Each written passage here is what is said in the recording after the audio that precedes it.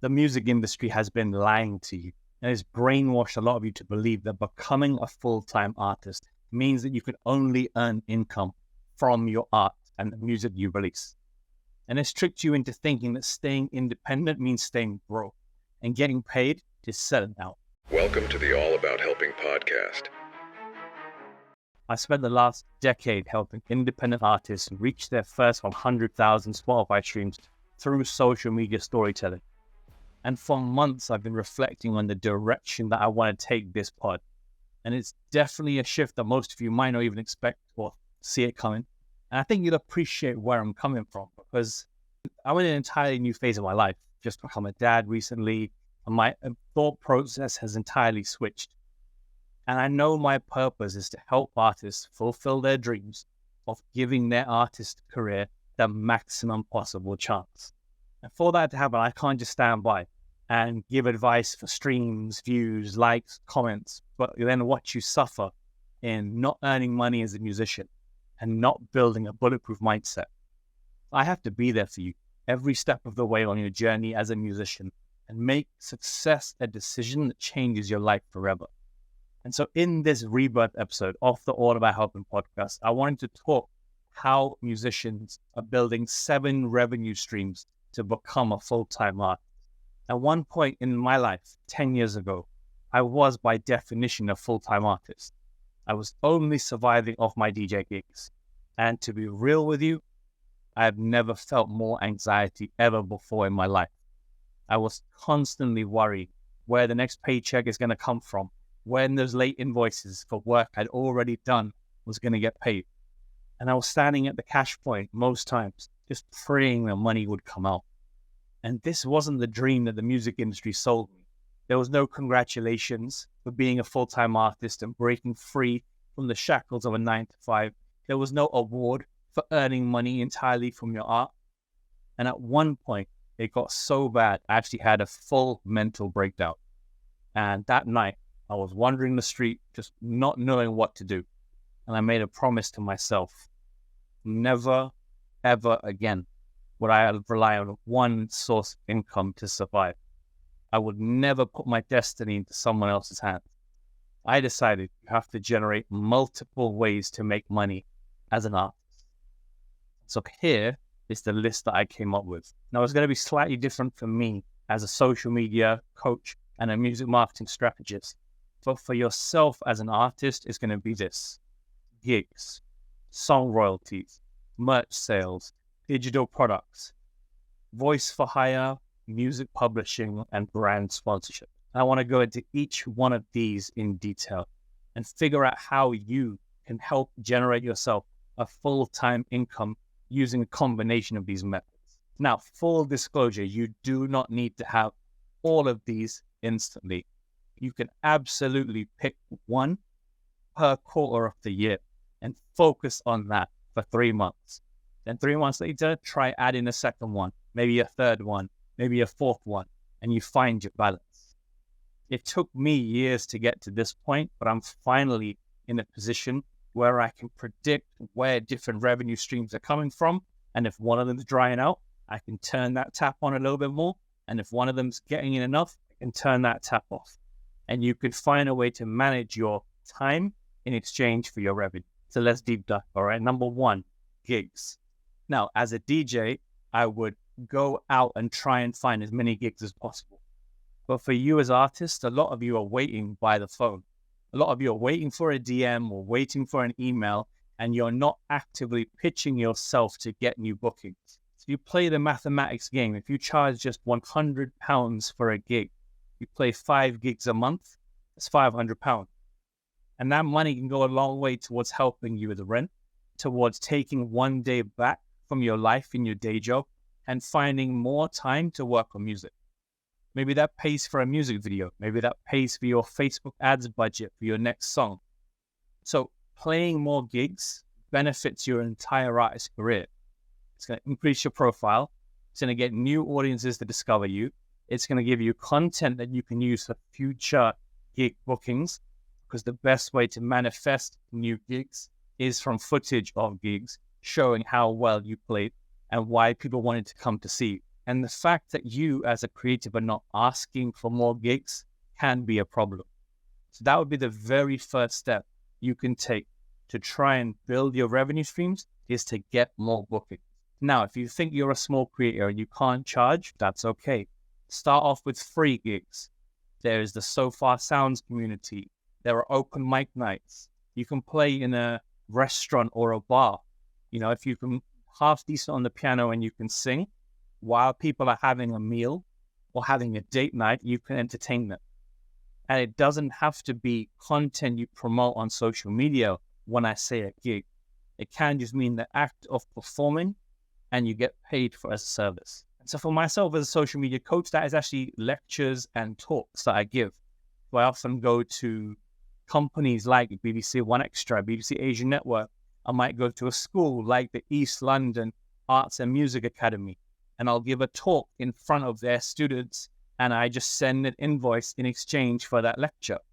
And so it works both ways, whether you're a musician or whether you're in the industry. There's ways to make money from gigs. Revenue stream number 2 is song royalties. So that is your Spotify account. That's your DistroKid account. So you can find ways to increase the number of streams your catalog is getting, and that directly puts more money in your pocket. And the more you promote, the more you earn. So it's in your best interest to release more songs, number 1, and promote your songs better, number 2, so that you can eventually build a catalog. And the way Spotify best works is when you increase your overall monthly streams. Not your followers and your artist profile, but actually get the monthly streams up. That creates a predictable, recurring, and profitable revenue stream that you can begin to live off. It might start as low as £300 a month. You know, if you were consistently generating 80,000 monthly streams. So let's say you had, let's make the maths easy. Say you have 10 songs in your catalog, right? 10 songs out now. So if you did, a math scale right here, if you did 8K per song per month, you're basically building 80,000 streams. And that is going to directly put money in your bank account. Or it puts in your wallet and you get to cash out your wallet, obviously. And you can even take that a step further by using a feature from DistroKid called splits. So if you're working with a featuring artist and they put you on their song, you can use DistroKid to make sure you get correctly paid out for the streams that you drove for your percentage of the song. And you can change the split at any time. You can agree to a simple 25%. You might have multiple stakeholders and you might take a lower equity rate, but you'll find an agreement that can be made, and it's a completely transparent way of getting your royalties fairly and correctly paid into your bank account. And so if you are already part of the DistroKid family, make sure you try out splits. If you're not part of the DistroKid family, then I highly recommend you sign up using my link and get a 7% discount on your first year. And that is distrokid.com/VIP/all-about-help. The third revenue stream that artists can create to build their full-time artist income is merch sales. And already I know what you're thinking. The first thought that popped into your mind was probably, but I don't have an audience. No one is going to buy. And the worst way, the old way, the problematic way of merch was that artists would have to buy their inventory and store it in boxes at the house. Now, I did this myself when I ran a SoundCloud record label where we had crates of t-shirts and crates of boxes with hats. And you had to have small, medium, and large, and you have to have black t-shirts and white t-shirts, and you just a couple of each t-shirt, and then you run out the size that is most popular, and you have to order more at a higher price from the supplier, and it's a mess. But there's a new solution in town, and that is a print-on-demand service. Personally, I use Printful, which is just the platform of my choice, but you don't do any of the work. You one time set up a design. You set up if you want it on a t-shirt, a tote bag, whether it's available in black, white, red, blue, pink. You do all the hard work once. You then connect your Facebook Commerce Manager and your TikTok seller account so you can create shoppable, taggable products within the platforms.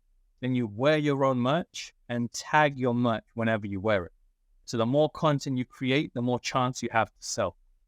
And in doing this, you build a recurring revenue stream because People will see you wearing your fire outfit and they'll want to grab theirs. A little tip on the house is don't just put your logo on a t-shirt.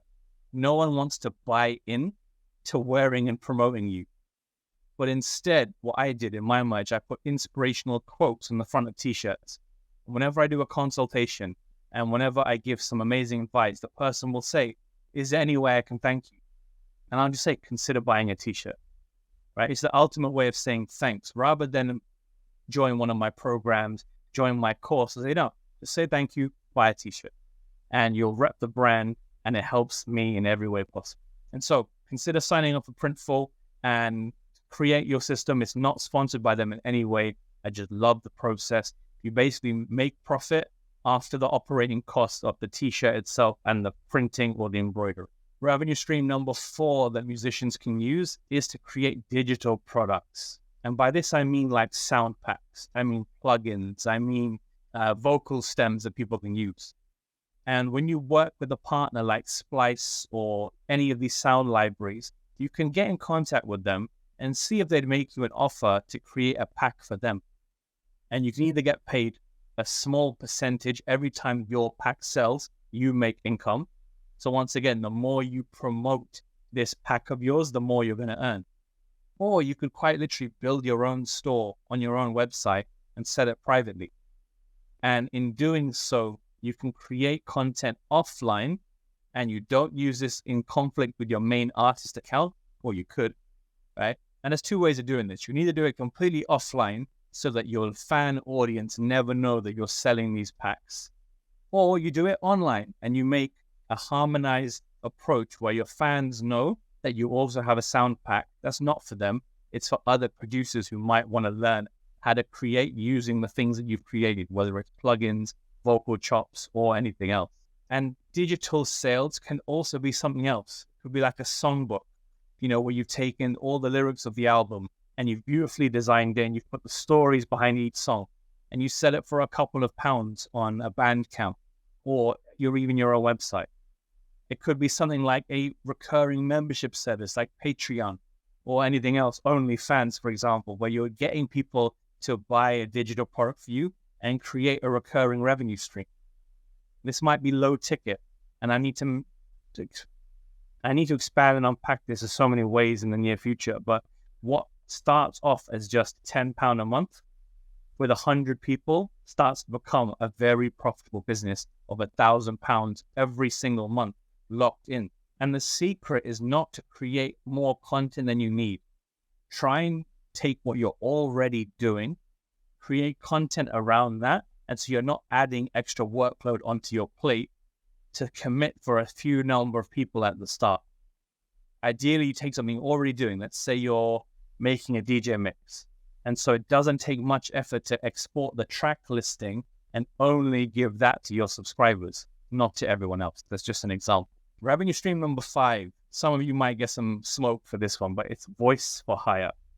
So what this means is creating content for a brand, for a jingle, for a video game, for something without getting credited for it. Because you're not using your artist name. You're probably using your government name. And you're using your talent and your ability rather than your audience. So for example, I was discussing this with my coaching clients this evening on Monday. And if you were doing a commercial, right, or if you were doing a techno song and someone needed a vocalist for that, you wouldn't want to take credit for it because it doesn't match the art that you put out on Spotify. But instead, you could write a top line, record the top line, send it over with an invoice. And you send the draft version in a low bit rate. And you say, I'll only send the final versions once you send over and pay my invoice, then I'll send the final stems. And doing this for other brands, maybe an insurance company needed a voiceover for one of their adverts and they got in contact with you. And you don't want to publicly announce this on your social media, of course not. So instead, you can be a voice for hire. You record it in your home studio. You send across the demo using a script they've written. And then finally, once they're happy, you send over the master file with an invoice. And doing this sort of voice for hire approach can help you build a salary from your music. So you might charge a bit more for a brand like this. Maybe it's £300 for one event. So if you did, just 3 of them a month, that's almost £1,000, right? Then the more work you do, you could start to build up a voice for hire portfolio. So when someone asks for you on Fiverr.com or any of these libraries that are available, you basically have a catalog of work that you've done that people can listen to a demo and know that you're the right candidate for them. Reviews go a long way as well in the voice for hire world, because every successful, happy client that you do, ask them for a review and a testimonial, and that way you'll have the highest rated, voiceover or jingle writer or top line composer for anyone in your niche. And that has nothing to do with your fan base, and it has nothing to do with your art. But what this is a salary from music that no one has to know about. I've seen so many artists who do their bread and butter off their career as a sound engineer or as a voice for hire. And then it allows them to have the financial stability to be able to release. Revenue stream number 6 to become a full-time artist is music publishing and sync. Now, this is a lot more advanced. This is, forgive me for my lack of detail around this subject, but to become an artist relevant for sync, you have to be a very talented writer. You also have to have some buzz around you. There are music publishing companies, then there are also sync agents who basically shop your record around to different video games, different commercials, and different people wanting to buy and pay high amounts of money for music to use in commercial properties. And you have to do your own research here. Definitely investigate if it's the right decision for you. You don't want to sign away your music catalog for the next couple of years for an upfront paycheck if it's not for an amount of money that will change your life. And so be very, very careful in the world of publishing. Be very careful about your permissions and rights and everything like that. But this is one amazing way to make revenue. I know one musician who got approached by Drake's OVO record label and said, "We have sampled your song and we want to put it out on an album dropping very, very soon. Can we get your consent today for £8,000 to use this sample?" If I was in that situation, I would have added a 0 onto that, because there's no way that Drake would take a song off his album that he wanted and just say it's a matter of money stopping this from going through. I would have negotiated hard on that particular payout, but the artist accepted it. £8,000 is a crazy amount of money, but you think in the grand scheme of things, the amount of money made off that song would be incredible. And they wouldn't have let something as trivial as money block them.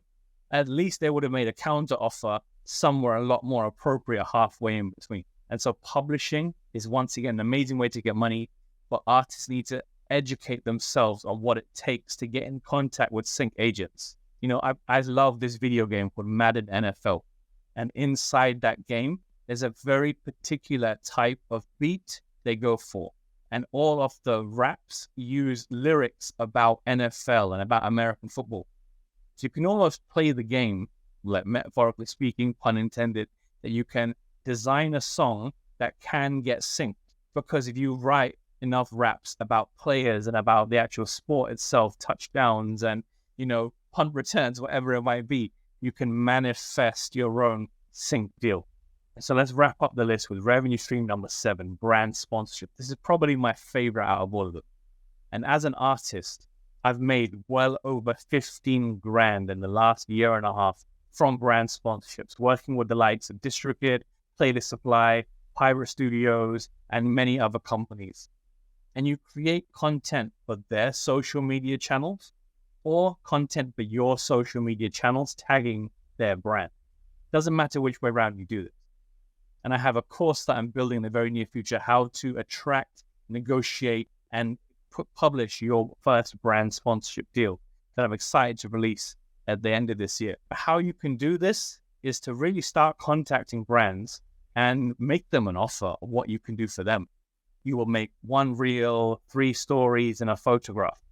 And you use their products and you build a little story out for what you want to give to them. And they'll say yes, or they'll say no. And in doing this, I've actually managed to save up for a honeymoon to the Maldives with my wife. I've got gifts for my loved ones. I've helped put a mortgage on my house, and I've also bought myself a beautiful car using money from brand sponsorships. And it doesn't matter if you haven't got a crazy number of followers. You can start small and lower your price per video, per photo, per story. And then once you're in the habit of working with a brand, you build a bigger and bigger package of what you want to give to them. So for example, I work with DistroKid long term. And so we've made an agreement that works for both of us, consistently promoting them, consistently creating revenue for myself. And artists can deal with the social media manager who works for a brand and ask to get in contact with them and then start a conversation about what they can do for each other. I think when creators and brands work together, it's so beneficial for everyone. And in doing so, your audience is the perfect customer for their brand. So they're going to make back tenfold what they pay you in the sales that they're going to make to your audience. And so that, my friends, is a quick synopsis. The 7 different revenue streams musicians can earn to become a full-time artist. Right now, I'm actively choosing to be a part-time artist. I make revenue from multiple different streams of all 7 that I outlined here. What a lot of you don't know is I actually have a 9-to-5 in the advertising world where I deal with major brands, help run advertising on TikTok and Facebook for them. So my music agency, where I coach artists how to get their first 100,000 streams, is only a third of my revenue for the month.